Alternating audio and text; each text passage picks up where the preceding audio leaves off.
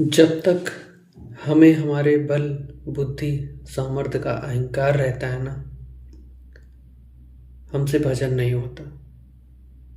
ना नाम जप में मन लगेगा, ना आप अध्यात्म में एक कदम भी आगे बढ़ सकते हैं। लेकिन जिस दिन से हम प्रभु के शरण होकर ये प्रार्थना करते हैं ना कि हे नाथ, हम पर कृपा करो, हमें वो बल, बुद्धि, वो सामर्थ्य प्रदान करो जिससे हमसे कभी भी आपके प्रतिकूल आचरण न हो नाथ। हमसे भूल कर भी आपके प्रतिकूल आचरण ना हो। यकीन मानिए, प्रभु अपने भक्त को पल पल संभालते हैं, प्रेरणा करते हैं, स्थिति परिस्थिति ऐसी अनुकूल करते हैं कि आपको सिर्फ उन्हीं के भजन में मन लगेगा और उन्हीं के बताए हुए रास्ते पर आप चलेंगे।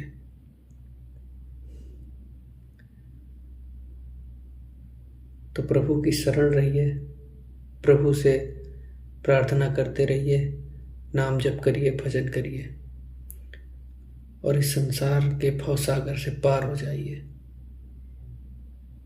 लेकिन ये सब सिर्फ और सिर्फ प्रभु के बल से हो सकता है, अपने बल से नहीं।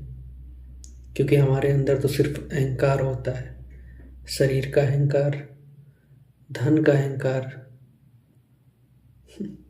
संसार का अहंकार, रिश्ते, नातेदारी, माया मोह के चक्कर में जीव पूरा जीवन फंसा रहता है और अंत में जब शरीर छूटता है तो ये कुछ नहीं बचता, अकेला रह जाता है अपने कर्म लेकर। आगे का भोगता वो अकेला है।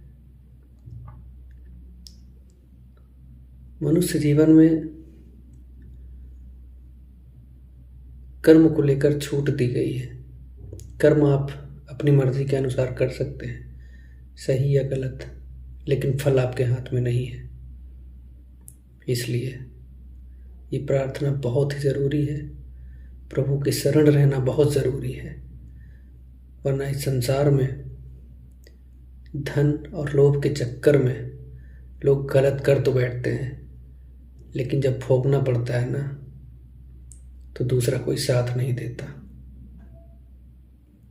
जब तक आप में बल, श्वासें हैं, तब तक ये संसार तुम्हारा है। जिस दिन शरीर छूटा, एक दिन भी रखना लोगों के लिए मुश्किल है। इसलिए ये शरीर, मनुष्य शरीर सिर्फ भजन के लिए मिला है। कर्तव्यों का निर्वहन करते हुए, प्रभु का भजन करते हुए इस भवसागर को पार कर जाना है। वरना लख 84 के चक्कर में फंसकर जीव ऐसे ही पिसता रहता है।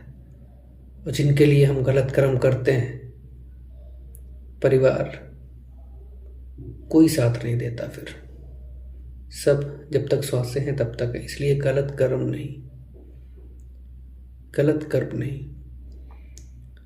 मेहनत से धन कमाइए, परिवार का भरण पोषण करिए, प्रभु की शरण रहिए, भजन करिए, नाम जप करिए। दूसरा कोई रास्ता नहीं है। राधे राधे।